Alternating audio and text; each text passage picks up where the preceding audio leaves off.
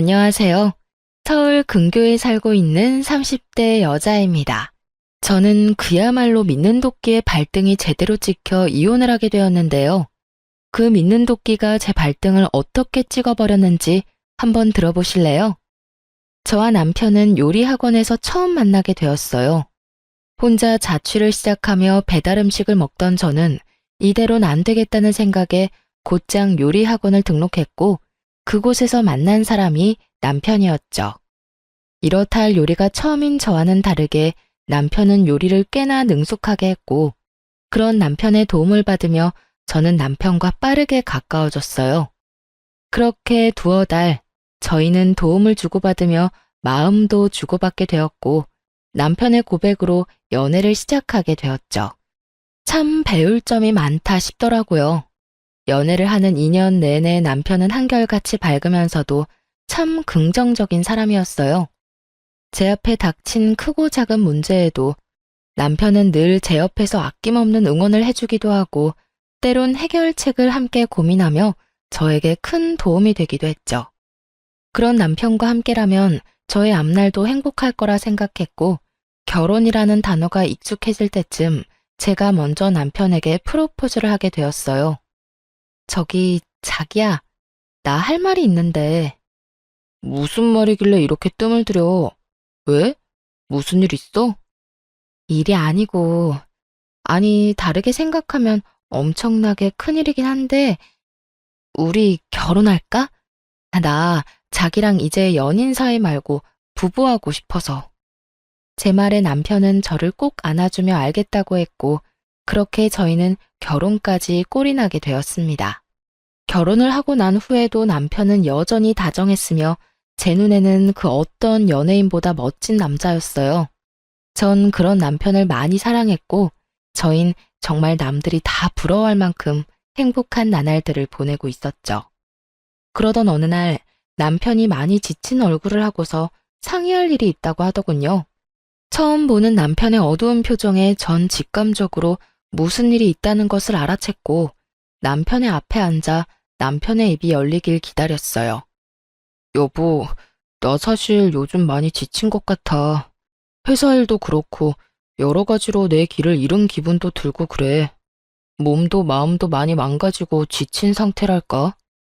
그래서 말인데, 나 회사 그만두고 좀 쉬면서 재정비할 시간을 좀 가지면 안 될까? 항상 밝고 긍정적인 에너지를 뿜어내던 남편의 입에서 이런 말들이 흘러나오니 상황이 보통 심각한 상황은 아니구나 싶더라고요. 이러다 내 남편 잡는 거 아닌가 하는 생각이 들기도 했고요. 그래서 제 눈치만 살피며 기가 죽어있는 남편의 손을 잡고 이렇게 말했어요. 여보, 그런 이야기를 왜 그렇게 눈치를 보면서 말해? 당신이 그렇게나 힘들면 쉬면 되지. 당신 하나 쉰다고 해서 우리 집 안 망해. 그러니까 다른 걱정은 하지 말고 당신 몸, 당신 마음이나 재정비해. 여보, 그렇게 말해줘서 고마워. 고맙긴. 만약 내가 힘들어서 회사 때려치우고 싶다고 하면 당신은 뭐라고 할 거야? 그렇게는 절대로 안 되니 죽는 한이 있어도 회사 다니라고 할 거야? 아니, 그건 아닌데. 그래도 내가 가장이고 남자니까 이런 이야기 꺼내기가 쉽지 않더라고. 가장이고 남편인 거 중요하지. 그런데 여보, 나는 당신이 제일 중요해. 당신이 행복하고 당신이 건강해야 나도 행복해지고 건강해져. 그러니까 이제 부담감 좀 내려놓고 다른 길을 찾아봐. 저는 두말 없이 남편의 의견을 따르기로 했고 남편은 그런 저에게 고맙다며 눈물까지 글썽이더군요. 그 결정이 저에게 피눈물이 되어 돌아올 거라는 생각은 그땐 상상하지도 못했네요. 그렇게 남편은 회사를 그만뒀고 제가 이 집의 가장이 되었죠. 남편은 한동안은 쉬며 다른 일자리는 천천히 알아보기로 했고 저 역시 꽤 쉴 것을 예상했던 터라 그저 남편의 뜻을 지켜보기로 결정했죠. 그간 모아뒀던 것도 있기도 했고 조금 아낀다면 생활이 불가능한 상황도 아니었기에 남편의 퇴직금은 감당할 수 있을 거라 생각했는데 문제는 전혀 예기치 못한 곳에서 일어나더라고요. 그건 바로 남편의 씀씀이었어요. 남편은 한동안은 모자랐던 잠을 잔다거나 책을 읽는 등 주로 집안에서 시간을 보내며 그간의 노고를 씻어내곤 했었는데 어느 순간부터 밖으로 나돌기 시작하더니 이때껏 보지 못한 사치가 시작되더라고요. 스트레스를 돈으로 풀기로 작정이라도 한 사람처럼 속된 말로 돈을 물 쓰듯 흥청망청 쓰기 시작하는데 이대로 괜찮은가 하는 생각마저 들더라고요. 처음에는 그러려니 했던 마음도 남편의 사치가 점점 심해지니 이건 아니라는 생각이 들었고 어느 날은 상의도 하지 않고 차를 바꾼 것을 보는 순간 전 이대로는 안 된다는 생각이 확실하게 들더군요. 그래서 결국 남편에게 한마디 하게 되었죠. 여보, 차는 언제 바꾼 거야? 전에 타던 차도 상태 괜찮았잖아. 그게 친구가 차를 바꿨는데 한번 몰아보니까 괜찮더라고. 그래서 나도 기분 전환할 겸 해서 바꿔버렸어. 기분 전환 겸? 차가 한두 푼도 아니고 그렇게 비싼 걸 살 거였으면 나하고 상의 정도는 했어야지. 당신 회사 일로 바쁘니까 그냥 혼자 결정한 거지. 그리고 내가 내 돈으로 산다는데 당신이 왜 화를 내? 다 내가 능력이 되니까 산 거라고. 그러니까 당신도 이 일엔 뭐라고 말하지 마. 내가 알아서 능력껏 쓰는 거니까. 낯설더라고요. 제가 아는 남편은 책임감도 강하고 언제나 저를 옳은 길로 인도하던 사람이었는데 제 앞에 서 있는 남편의 모습은 전혀 다른 사람 같은 기분마저 들더군요. 그런 낯선 남편의 모습에 멍한 것도 잠시 저는 정신을 차리고 다시 남편에게 좋은 말로 설득을 해보려고 애썼어요. 그래, 당신 마음, 당신 말이 어떤 뜻인 줄 잘 아는데 그건 당신이 총각대나 가져야 하는 마음이지. 지금은 당신 나랑 결혼하고 가정까지 이뤘잖아. 당장은 아니지만 우리 아기도 가져야 할 거고 그러면 돈 드는 데가 한두 군데가 아닐 텐데 지금부터 부지런히 모아둬야 하지 않을까? 꼭 아기 때문만이 아니라 우리가 훗날 조금이라도 편하게 살려면 조금 아끼자는 말이지. 지금 당신이 회사도 쉬고 있는데 새 차가 왜 필요해? 심지어 타던 차도 깨끗하고 고장난 것도 없었으니까 나로선 이 상황이 이해되지 않아. 거기에다가 우린 부부인데 당신이 무엇을 하든 상관하지 말라니. 내가 당신이 한 일에 지적하는 상황이 되어버린 것 같아 당신 기분이 나빠진 건 충분히 이해하겠는데 아무리 이해를 한다고 해도 당신이 나한테 그렇게 말하면 나 굉장히 섭섭해. 남편은 조곤조곤 말하는 저를 보며 할 말이 없었는지 애꿎은 입술만 잘근잘근 씹으며 제 눈치를 보더라고요. 저 역시 더는 남편 기를 죽이고 싶진 않았기에 더는 장황하게 설명하지 않고 핵심만 짚어 말해주었어요. 어쨌든 내 생각은 그래. 당신이 번 돈으로 당신이 필요한 것 사는 걸 뭐라고 하는 건 아니야. 그러니까 앞으로 한 번 더 생각하고 돈을 썼으면 좋겠어. 알겠어. 나도 아까 말 심하게 해서 미안해. 미안하다는 남편의 말과는 달리 기분이 완전히 상해버린 듯 표정은 좋지 않았고 그날 이후 눈에 보이게 기분 나쁜 티를 내기 시작하더라고요. 제가 기분을 좀 풀어주려 말을 걸어도 시큰둥하게 답을 한다거나 장을 보러 함께 나가는 날에 손이라도 잡으려고 하면 티가 나게 손을 치워버린다거나 하는 행동으로요. 이 모든 언행도 이해가 되지 않았지만 제가 제일 이해가 되지 않는 건 그런 일이 있었는데도 불구하고 고쳐지지 않는 남편의 씀씀이었어요. 말로는 알겠다, 네 말을 다 알아들었으니 앞으론 그러지 않겠다 라곤 했지만 여기저기 숨겨놓은 새로운 옷과 신발이 발견될 때마다 저희 사이엔 미묘한 다툼이 일곤 했어요. 처음 숨긴 것을 들켰을 땐 예전에 사둔 것이라며 변명이라도 하던 남편은 점점 더 뻔뻔하게 변해갔고 어느 날부턴 앵무새처럼 똑같은 말만 뱉어내더군요. 여보, 이 옷은 또 뭐야? 이거 엄청 비싼 거 아니야? 또 샀어? 세일하길래 샀어. 당신 정말 왜 이래? 내가 이런 말까진 하지 않으려고 했는데 당신 일을 쉬면 씀씀이라도 줄여야지. 어떻게 수입도 없는 사람이 수입이 있을 때보다 돈을 더 헤프겠어. 아, 진짜.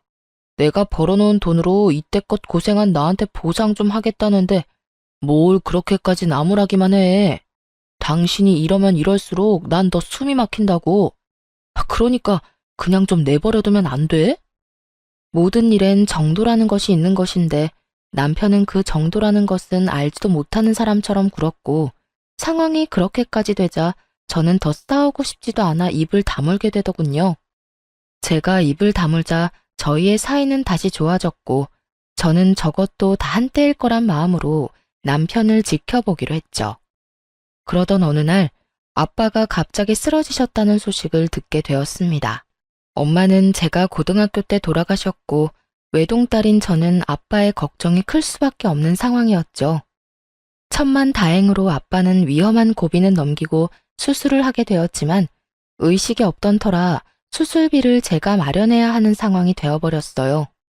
친정에 돈이 없는 것은 아니었으나 아빠가 의식이 없으니 여기저기 적금 등으로 묶인 친정 돈은 제가 마련할 방도가 없었고 아빠도 저도 신용카드는 쓰지 않던 터라 갑작스럽게 큰 현금이 필요한 상황이었어요. 저는 하는 수 없이 시댁으로 찾아가게 되었습니다.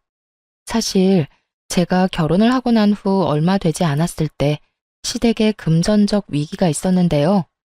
시집 오기 전 아빠가 비상금을 하라며 주셨던 돈을 시아버지에게 빌려드린 적이 있었거든요. 아버님, 이거 제가 시집 올 때 비상금으로 받아왔던 돈이에요. 요즘 힘드시다는 이야기 들었는데 이걸로 우선 급한 불부터 끄세요. 아가야, 내가 아무리 급하다고 한들 어찌 이 돈을 받을 수가 있겠느냐? 어차피 제가 가지고 있어도 지금은 쓸 데도 없는걸요. 일단 쓰시고 여유 되실 때 이자까지 쳐서 주세요. 고맙다 고마워. 내가 조금씩 갚아나가마. 내가 이 은혜 잊지 않으마 아가. 시부는 그때 해준 약속처럼 저에게 다달이 돈을 갚아주고 있었지만 지금 현재 저에겐 큰 돈이 필요했기에 이젠 사정이 나아진 시댁을 찾아갈 수밖에 없는 상황이었죠. 갑작스러운 저의 방문에도 시댁에는 시모뿐 아니라 시부도 저를 기다리고 계셨고 저의 안색이 좋지 않음을 눈치를 챈 시부가 무슨 일이냐며 물어왔어요. 아가야, 무슨 일이길래 안색이 그리도 좋지 않은 게야? 그게 친정아버지가 쓰러지셨어요. 그래서 수술비가 급하게 필요한데 갑자기 그 큰 돈을 구할 데도 없고 해서 앞전에 빌려드린 돈을 좀 받을 수 있을까 해서요. 아무래도 돈 이야기이니 조심스러워질 수밖에 없었고 그 어느 때보다 신중하게 꺼낸 말이 끝나자마자 시부와 시모의 눈치를 살필 수밖에 없더군요.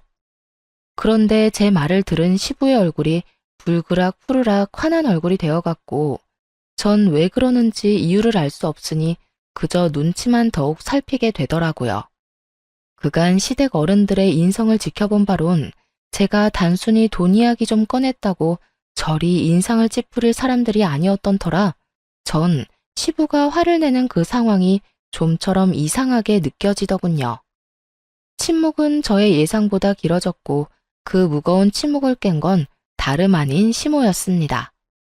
이 자식이 진짜 도대체 무슨 짓을 하고 다니는 거야?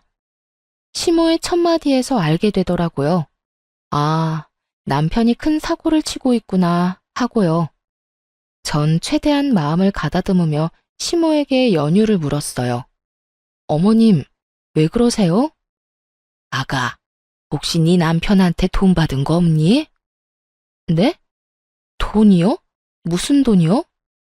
그게 네 남편이 얼마 전에 너한테 큰 돈이 필요하다면서 돈을 좀 많이 받아갔어.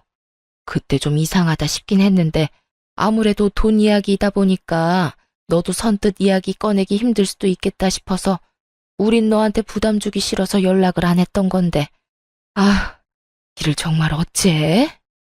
그간 남편의 사치스러운 행적들이 떠오르며 어이가 없어 할 말이 생각나지 않더라고요. 자기가 번 돈으로 자기가 쓴다고 하더니 사실은 그 돈들이 아빠가 준 제 돈이었으니까요. 도무지 이때껏 제가 알고 있던 남편의 모습은 무엇이었나 하는 마음도 들더라고요. 저의 이 복잡한 마음을 눈치챈 시부는 헛기침으로 제 시선을 잡아끈 후 이렇게 말하더군요. 아가, 생각이 많은 거 안다. 나도 이렇게 마음이 복잡한데 너는 오죽하겠어? 그런데 일단 급한 불부터 끄고 생각하자꾸나. 내가 일단 지금 급한 돈은 당장 마련해주마. 일단 우리 사돈부터 살리고 보자꾸나. 그리고 내가 미안하다. 그렇게 큰 돈을 그냥 내주는 것이 아니었는데 정말 미안하구나. 사실 남편이 잘못한 것이지 시댁에서 잘못한 것은 아니었지만 제가 처한 상황은 그 돈을 가져간 남편을 닥달해 돈을 받아낼 때까지 기다릴 만한 여유가 없었어요. 그랬기에 시부가 마련해준 돈을 얼른 받을 수밖에 없었죠. 아니에요, 아버님. 제가 감사하죠. 꽤 큰 금액인데 이렇게 주셔서 감사해요. 아니다. 본래 네 돈이었는데 뭘. 이렇게 힘든 이야기 꺼내게 해서 미안하구나. 그 자식이 실망하게 한 것 또한 미안하고.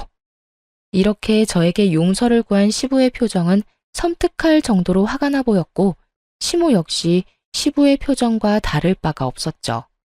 어쨌든 전 돈을 마련해 아빠의 수술비를 무사히 치를 수 있었고 수술을 마친 아빠는 의식도 회복하고 경과도 좋았죠. 그렇게 아빠가 건강을 되찾아가는 사이 남편은 바쁜 저를 대신해 아빠의 병실을 오가며 간호하고 있다는 이야기를 아빠에게 들을 수 있었어요. 저를 대신해 아빠를 돌봐주는 것은 고마운 일이 분명했지만 그 큰 돈을 받아서 다른 것도 아닌 사치하는 데 쓴 것은 절대로 용서가 되지 않더라고요. 바늘 도둑이 소도둑 된다고 사람 하나 고치는 것이 얼마나 힘든 일인 것임을 잘 알기에 저는 그 상황을 어떻게 풀어나갈지 더 큰 고민에 빠지게 되었어요. 이혼해야 한다는 생각을 하고는 있지만 이혼이 쉽게 내릴 결정도 아니었고 무엇보다 아빠의 건강이 회복되고 있다고는 하나 언제든 다시 나빠질 수도 있는 상황이니 고민은 더욱 커져만 갔고 신중에 신중을 가하게 되더군요. 하지만 그 모든 것이 걸리는 상황이라도 남편과 이야기를 나눠 똑바로 짚어야 하는 문제임은 확실했죠. 저는 여전히 저에게 심드렁한 남편을 붙잡고 말했어요. 여보, 나랑 이야기 좀 해. 무슨 이야기? 나 아버님, 어머님께 이야기 다 들었어. 당신 내 핑계를 대면서 내가 빌려드린 돈 거의 다 받아갔다며? 어떻게 된 일인지 설명해. 제 말을 들은 남편은 눈빛이 흔들리기 시작하더니 퍼렇게 질린 얼굴을 하고서 고개를 떨어뜨리더군요. 그렇게 고개만 숙인다고 상황이 해결되지 않아. 그러니까 어떤 말이든 해봐. 남편은 저의 닥달에 망설이는 듯 싶더니 이내 입을 열더군요. 그게 처음부터 이럴 작정은 아니었어. 쉬면서 몸도 마음도 회복되고 나니까 그동안 악착같이 산 게 후회가 되더라고. 이러다 죽으면 다 소용없겠다 싶기도 했고. 그래서 이것저것 사다 보니까 카드값이 감당이 안 됐어. 거기에다 차도 대출받아 덜컥 사버리긴 했는데 그 다달이 나가는 돈이 감당이 더욱 안 되는 거야. 돈은 필요한데 돈은 없으니까 신용대출도 조금 받았어. 그러다 정신 차려보니 당신한텐 말도 못 꺼낼 만큼 빚이 늘어있었고 그래서 그런 짓까지 하게 된 거야. 빚이 빚을 낳는다더니 그 말 하나 틀린 것이 없더라고요. 남편은 감당하지 못할 만큼의 사치를 부리고 있었고 그 결과 저에게 큰 실망을 안겨주었던 것이었죠. 전 당장이라도 욕이 튀어나오려는 것을 겨우 누르고서 남편에게 말했어요. 당신, 나 알지? 난 가까운 사람이랑도 돈 거래 안 하는 사람이야. 그런 내가 당신하고 어머님 아버님을 믿고 기꺼이 그 큰 돈을 빌려드린 건데 어떻게 다른 사람도 아닌 당신이 그런 내 믿음을 이런 큰 실망으로 돌려줄 수가 있어? 당신 정말 내가 알던 그 남자가 맞긴 해? 여보, 내가 정말 미쳤었나 봐. 내가 진짜 잘못했어. 내가 진짜 화나는 게 뭔지 알아? 당신이 나를 실망해서까지 받은 돈으로 고작 사치를 부렸다는 게 난 너무 화가 나. 너무 실망스럽다고. 꼭 필요한 곳이 있어서 나 몰래 썼다고 해도 기가 막히는데 그 돈들을 고작 옷, 신발, 차 이런 걸 사느라 빚진 데 썼다고? 이걸 내가 어떻게 받아들여야 해? 내가 진짜 할 말이 없다. 내가 그 순간에 잠시 정신이 나갔었다는 말밖에는 정말 미안해. 남편은 정말 반성이라는 걸 하는 듯 보였고 전 그런 남편에게 시부의 말을 전하기로 했어요. 사실 제가 모든 사실을 알고 집으로 돌아온 날 시부에게서 전화가 왔었어요. 제가 빌려드린 돈을 다 입금했다는 말과 함께 시부는 이렇게 말을 하더라고요. 아가야, 실망이 큰 거 잘 안다. 그래도 나를 봐서라도 한 번만 더 기회를 주면 안 되겠어? 아버님, 그게 저도 고민이 많아요. 그래, 왜 안 그렇겠어? 그래도 네가 나를 봐서라도 기회를 한 번 더 준다면 내가 어떻게 해서든 정신교육 다시 해놓으마. 정신교육이요? 그래, 일단 그 녀석이 가져간 돈은 내가 다 받아낼 생각이다. 사돈 수술만 잘 끝나고 나면 우리 회사에 출근시켜서 온갖 자비는 다 시킬 생각이야. 밑바닥부터 굴리다 보면 그 녀석도 동기한 줄 알겠지. 옆에서 끼고 있으면서 인간 한번 만들어 보마. 그러니 나를 믿고 한 번만 더 지켜봐주면 안 되겠어?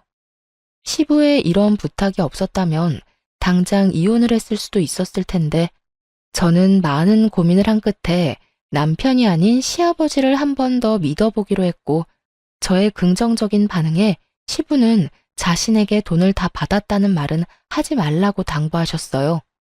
전 시부의 당부 그대로 남편에게 전했고 남편은 아직 정신을 덜 차렸는지 반발하고 나서더군요. 뭐? 내가 아버지 회사에? 그것도 말단 사원도 아니고 잡일이나 하는 직원으로 출근을 하라고? 내가 왜? 지금 당장 다른 곳에 취업해도 그런 취급은 받지 않는다고. 그런데 내가 왜? 당신 아직도 정신 못 차렸구나. 당신이 친 사고가 얼만데 아직도 찬밥 더운 밥 가릴 거야? 당신은 그렇게까지 안 하면 정신 차리긴 힘들 테고 나는 그런 정신 빠진 남자랑은 더는 살 생각 없으니까 당신이 결정해. 아버님 회사에 출근할 거야 아님 나하고 이혼할 거야? 저는 남편에게 마지막 기회를 주었고 남편 역시 저의 확고한 의지를 알아챘는지 저와 시부가 시키는 대로 하겠다고 하더군요. 바로 다음 날부터 시부의 회사로 출근하기 시작한 남편은 밤이 되면 거짓골이 되어 들어오더라고요. 듣기로 시부의 회사에서 남편이 주로 하는 일은 청소부터 시작해서 짐 나르기 등 주로 몸을 쓰는 온갖 잡일을 하고 있다고 하더군요. 시간이 흐를수록 남편의 꼴은 보기 힘들어졌지만 그 눈빛만큼은 예전 제가 알던 눈빛으로 돌아오고 있었고 그렇게 힘들게 번 돈은 남편의 생활비와 시부에게 매달 갚는 돈을 제외하곤 모두 저에게 고스란히 입금이 되었어요. 전 그 돈을 따로 모아두었다가 시댁에 큰 행사가 있을 때 쓰기도 하고 일정 금액이 되면 적금으로 묶어두기도 했죠. 그렇게 1년 남짓 남편은 제가 알던 남편의 모습으로 돌아와 있었고 전 그 당시 남편과 이혼을 하는 대신 기회를 한 번 더 주었던 것을 참으로 다행이라고 여기며 지내고 있었죠. 그러던 어느 날부터인가 남편의 퇴근이 늦어지기 시작했고 왜인지 이상한 예감에 우선 시아버지한테 전화를 걸었죠. 요즘 남편이 계속 늦어진다고 말하며 회사가 많이 바쁘냐고 물었고 아버님이 바쁘긴 한데 정작 남편이 야근까지 하는지는 몰랐다며 회사에 전화해서 남편이 정말 일을 하고 있는 것인지 확인해 보겠다며 전화를 끊었습니다. 얼마 지나지 않아 시부에게 전화가 걸려왔고 전 그 전화를 받았죠. 네, 아버님. 그래, 아가. 회사에 전화해보니 그 녀석 창고 정리를 하고 있다고 하더구나. 녀석도 참 시키지도 않았는데 그런 일까지 다 하고 말이다. 어머, 그래요? 야식이라도 준비해 놓아야겠어요. 저는 굳은 일도 마다하지 않고 열심히 하는 남편이 기특했고 시부 역시 저와 같은 마음인 듯 하더군요. 저기 아가, 근 1년 동안 지켜보니 정신도 좀 차린 것 같고 요즘엔 열심히 일하는 게 기특하기도 해서 이제 일다운 일 좀 시켜보려는데 네 생각은 어떠냐? 옆에서 끼고 가르치다가 하나둘씩 넘겨주려고 하는데 그 말씀은 회사를 물려주고 싶다는 말씀일까요? 그래, 내가 요즘 고민이 많아. 요즘처럼만 하면 걱정 없겠다 싶다가도 섣불리 판단하는 건 아닌가 하는 생각도 들고. 네가 보기엔 어떠냐? 내가 그 녀석한테 회사를 물려줘도 될 것 같으냐? 요즘 퇴근 시간이 많이 늦는데 그게 다 일을 너무 열심히 하다 보니 늦는 거 아니겠어요? 그렇지. 네가 생각하기에도 정신 차린 것 같지? 네, 아버님께서 가까이에서 좀 더 들여다보시고 이제 되었다, 이제 좀 안심하고 맡겨도 되겠다 싶으실 때 아버님 뜻대로 하셔요. 제 말을 들은 시부는 다시 생각해도 남편이 기특한지 연신 허허 웃으시다 전화를 끊으셨고 저 역시 기특한 남편을 위해 야식을 만들어 놓고 기다렸어요. 하지만 아무리 기다려도 남편은 오지 않았고 12시가 넘어 남편에게 전화가 오더라고요. 그 전화는 택시 기사분이 건 전화였고 집까진 왔는데 남편이 너무 취해 정신을 못 차리고 있다고 하더군요. 저는 부랴부랴 밖으로 나가보았고 그곳엔 제대로 걷지도 못할 정도로 취한 남편이 있었어요. 이상하더군요. 술을 먹을 수도 있고 취할 수도 있는 것이었지만 시부와 통화한 것이 9시가 조금 넘었을 때였고 적어도 남편은 10시 정도면 퇴근을 했을 텐데 12시가 훨씬 넘은 시간까지 술을 마셨다니 전 비틀거리는 남편을 부축하며 추궁 아닌 추궁을 하기 시작했죠. 여보, 괜찮아? 정신 좀 차려봐. 괜찮아. 난 괜찮아. 아, 이 사람이 진짜 누구랑 마셨어? 누구랑 마셨길래 이렇게 많이 마셨어? 그리고 지금 시간이 몇 시인 줄 알아? 내가 못 살아, 정말. 그냥 아는 형이랑 먹었어. 이야기하다가 먹다 보니 이렇게 됐네. 미안해. 이렇듯 두루뭉술하게 넘어가는 남편을 보며 이 인간 또 숨기는 게 있구나 싶었죠. 그리고 그 다음날 남편은 또 늦는다는 연락을 하더라고요. 솔직히 일하는 걸 제 눈으로 직접 확인한 적도 없어서 이번 기회에 야근하는 남편 응원도 할 겸 찾아가기로 결심했죠. 간단한 요깃거리와 함께 평소 남편이 좋아하는 인삼물을 끓여서 말이죠. 회사에 도착하니 전날 들은 말처럼 다른 곳은 불이 다 꺼져 있는데 창고에서만 불빛이 새어나오고 있더라고요. 그 늦은 시간까지 열심히 일하고 있는 남편을 떠올리니 입가에 절로 미소가 지어지며 흐뭇한 마음마저 다 들더군요. 전 남편의 일을 방해하고 싶지 않은 마음에 적당한 타이밍을 위해 창고 안을 조심스럽게 들여다보았고 살짝 들여다본 창고 안의 광경은 그야말로 충격 그 자체였습니다. 아무렇게나 바닥에 내팽겨쳐진 옷가지들과 함께 남편에게 붙어있는 여자. 전 두 눈으로 보고 있으면서도 믿지 못할 광경에 큰 충격에 빠져 멍하니 있다 몰래 숨어 사진만 몇 장 남겼네요.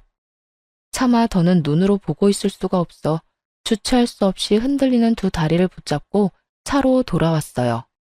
몰래 찍은 사진이 없었다면 꿈이라고 믿고 싶을 정도로 충격이 크더군요.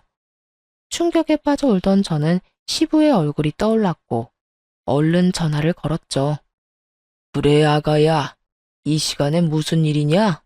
아버님, 그게 혹시 그이랑 지금 회사에 같이 있는 여자가 있는데 누구인지 아시나요? 그게 지금이라면 우리 회사 경리일 거다. 오늘 창고 재고 조사하면서 정리한다고 했었어. 김 과장도 오늘 남았나? 외근 나갔었지. 두 사람이 우리 회사에 오래 일한 사람들이라 한다. 회사에서 만나서 결혼까지 한 우리 회사 유일한 사내 부부지.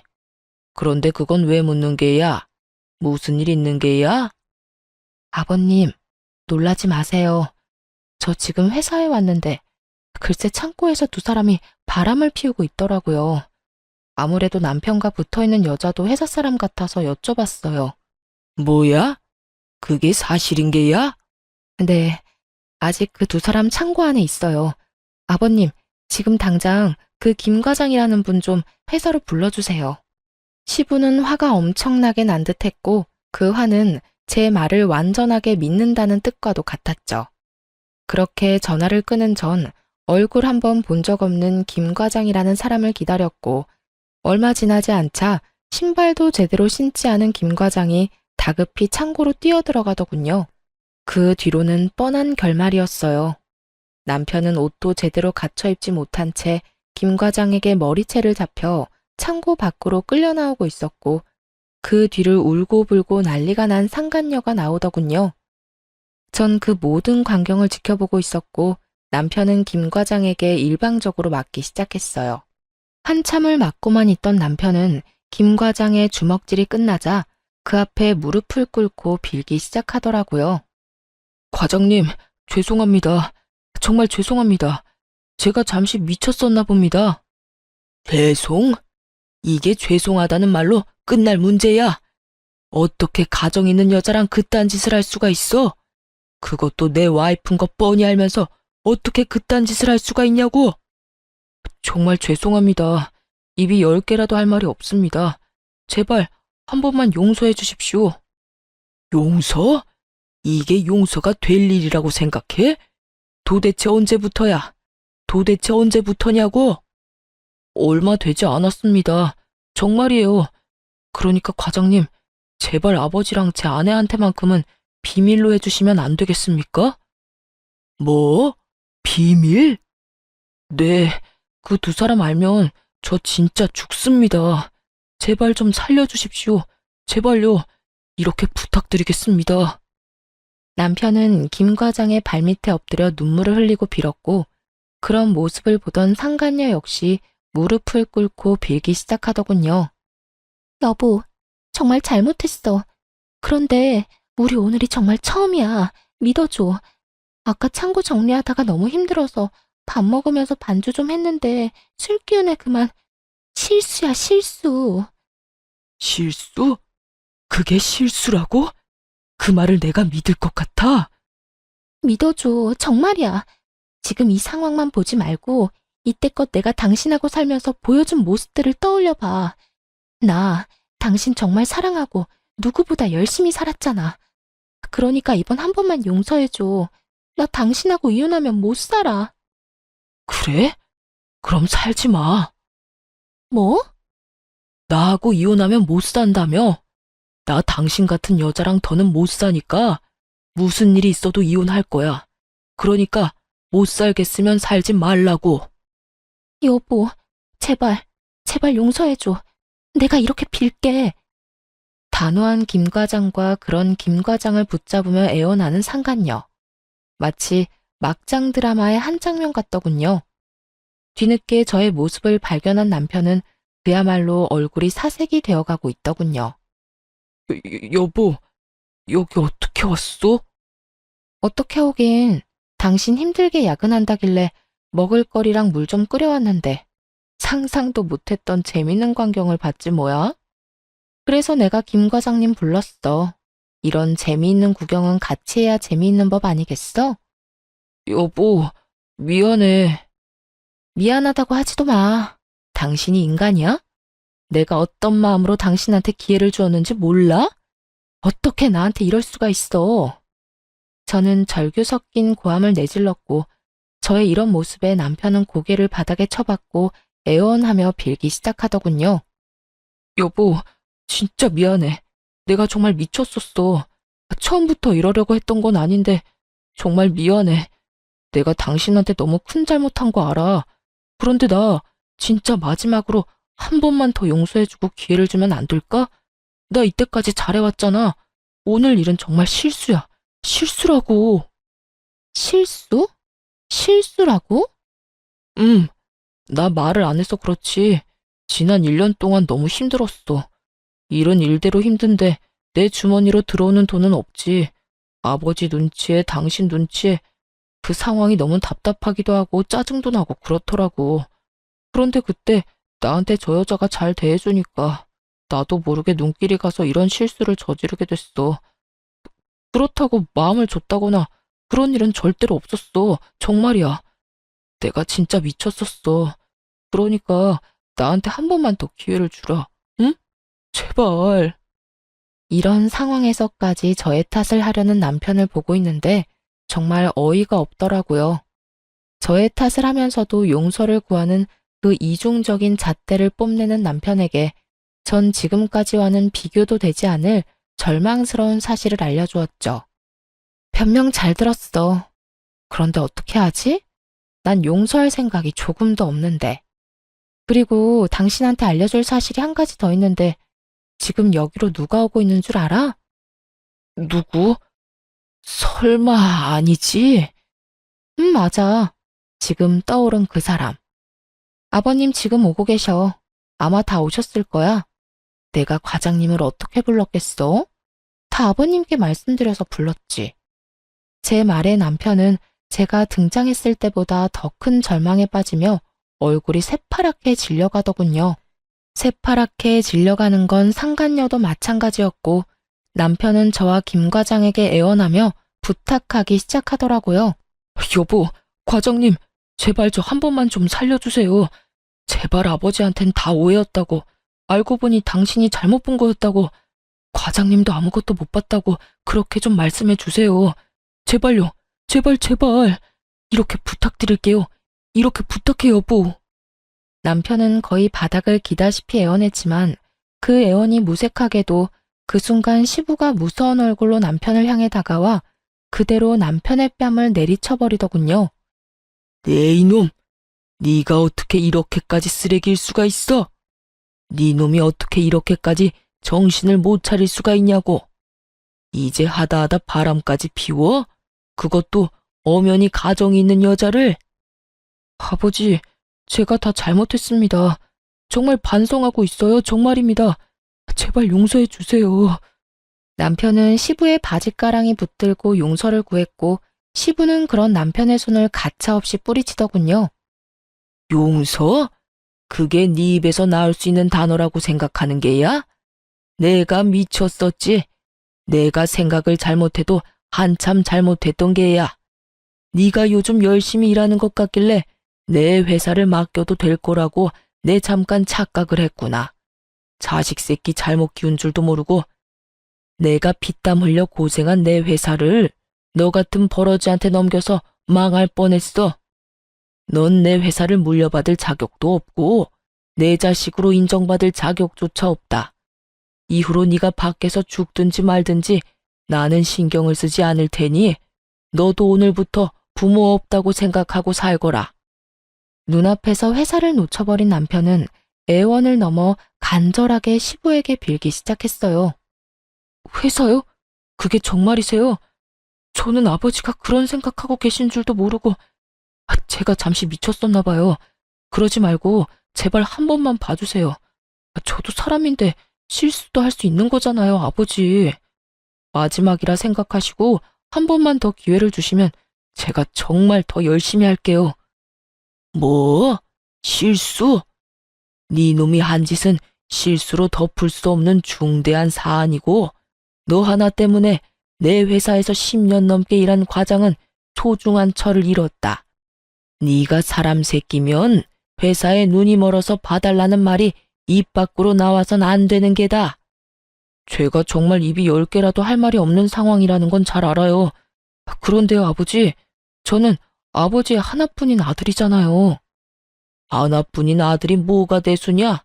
그깟 아들 처음부터 없는 셈 치고 살면 되는 것을.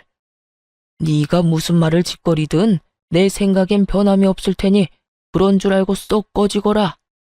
남편에게 단호하게 못 박은 시부는 몸을 돌려 김 과장과 상간녀를 향해 이렇게 말하더군요.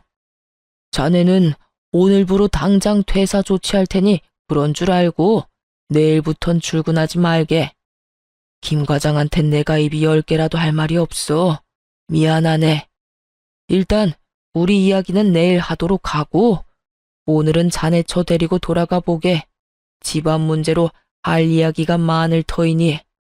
이렇게 말한 시부는 저의 손을 잡고 그 자리를 벗어나게 해주었습니다. 시부는 아무래도 집에 혼자 두기가 불안했는지 저를 시댁으로 데리고 갔고 시댁엔 저를 걱정스러운 표정으로 기다리고 있는 시모가 있더군요. 아가, 괜찮아? 어머님, 이제 어떻게 해요? 저 이제 어떻게 해요? 그래, 울거라 울어. 나도 이렇게 울고 싶은데 너는 오죽하겠니? 이 어미가 미안하다.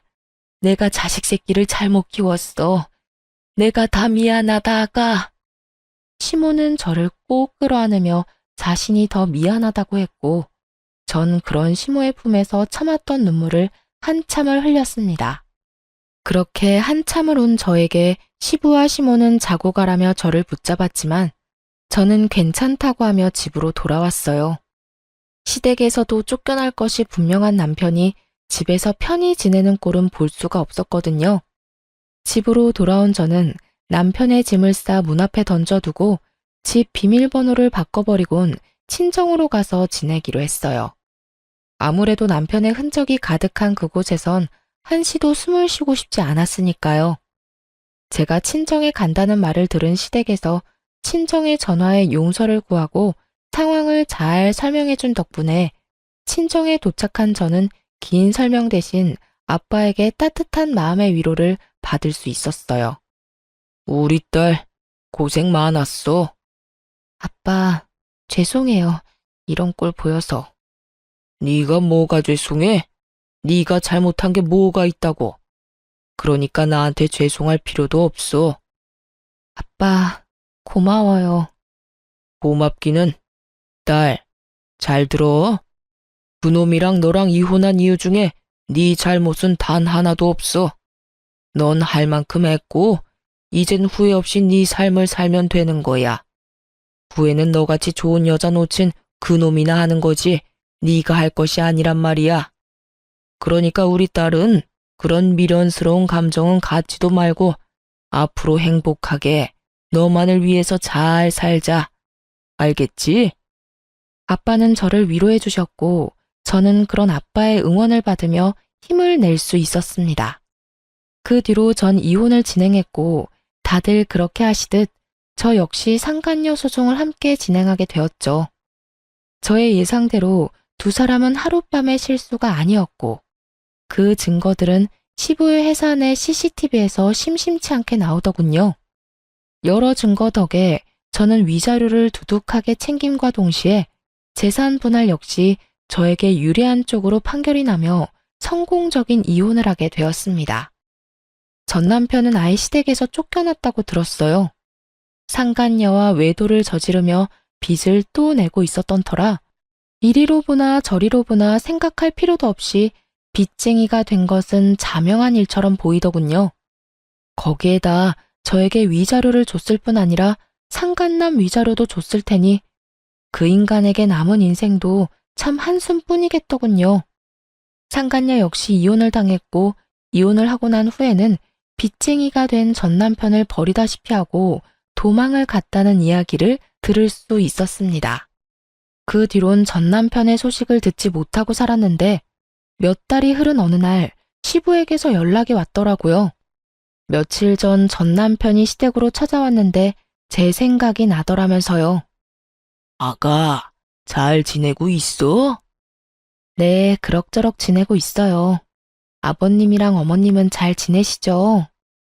그럼 우린 잘 지내고 있다. 며칠 전에 그 녀석이 집으로 찾아왔더구나. 그래서 네 생각이 나서 전화해봤어. 어떻게 지내나 싶어서. 아, 그랬어요? 아직 집에 들이지 않으셨던 거예요? 전 이쯤이면 당연히 집에 들이셨을 거라 생각하고 있었는데.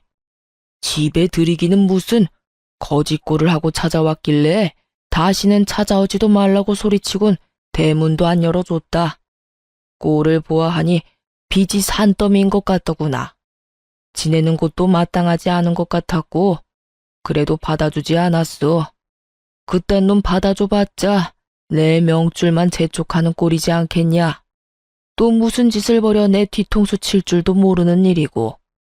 나도 나지만 네 시어머니가 화가 단단히 나서 절대 안 받아줄 거라고 하더구나. 아, 그러셨어요. 아무리 그래도 속은 많이 상하셨겠어요. 속상한 거야 말도 못하지만 어쩌겠냐. 자식 새끼 잘못 키운 벌이다 생각해야지. 어찌되었든 너만 잘 지낸다고 하면 다 되었다. 목소리 들어보니 괜찮은 것 같아 조금은 안심이 되는구나. 앞으로도 잘 살거라 아가. 네, 아버님. 연락 주셔서 감사해요. 건강하세요. 그렇게 전화를 끊은 후 시부와 시모에게 감사한 마음에 눈물이 나더군요. 피 한 방울 섞이지 않은 전 며느리에게 이렇게까지 마음을 써주시는 게 쉬운 일은 아니니까요. 전 남편의 일만 아니었다면 좋은 가족이 되었을 텐데 참 안타까운 마음도 들더군요. 시부의 연락을 마지막으로 더는 전 남편의 소식은 들을 수 없었지만 궁금하진 않더군요. 전 제 나름대로의 복수를 다했다고 생각했기에 더는 지나간 악연을 떠올릴 필요가 없었으니까요. 그 후로 전 여전히 회사에 다니며 잘 지내고 있습니다. 집은 이혼 후 친정과 가까운 곳으로 이사를 했고 아빠 건강도 많이 좋아지셔서 주말에는 주로 친정에서 시간을 보내거나 아빠와 나들이를 가거나 하고 있어요. 아, 최근에는 아빠가 집에서 쉬게 되시면서 이쁜 반려견을 한 마리 선물했었거든요. 그런데 그 반려견을 산책시키며 알게 된 여사님과 요즘 좋은 감정으로 가깝게 지내시는 것 같아 여러모로 흐뭇한 나날들을 지내고 있어요. 요즘 알게 모르게 저와 보내시는 주말이 줄어드는 것을 보아하니 조만간 여사님을 저에게 소개시켜주는 날을 기다리고 있기도 하답니다. 긴 세월 외로웠던 저희 아빠 구제해준 여사님을 뵙게 되면 제가 정말 잘 대해드리려고요. 전 아직 재혼 생각은 절대 없어요. 이혼할 당시에 그런 생각이 많이 들더라고요. 만약 남편이 돈 사고를 쳤을 당시에 바로 이혼을 했다면 어땠을까 하고요. 수도 없이 많이 생각해봤지만 그때마다 결론은 같더군요. 후회는 없다. 사연을 듣고 계신 분들은 이런 제 생각이 답답하실지 몰라도 저는 그렇더라고요. 만약 그때 바로 이혼했다면 전 남편이 외도를 저지른 꼴은 보지 않았겠지만 고작 돈 때문이라는 생각으로 했을 이혼이라면 분명 후회했을 거라고요. 하지만 지금의 전 볼 꼴 못 볼 꼴을 다 봤고 그로 인해 오만정이 다 떨어진 상태이기에 후회는커녕 후련하기까지 해요. 그렇기에 지금의 삶이 더 감사하고 만족하며 잘 살고 있어요. 이로써 저의 길었던 사연은 끝이 났네요. 제 사연을 함께 해주신 모든 분 너무나도 감사하고 다들 늘 행복하세요.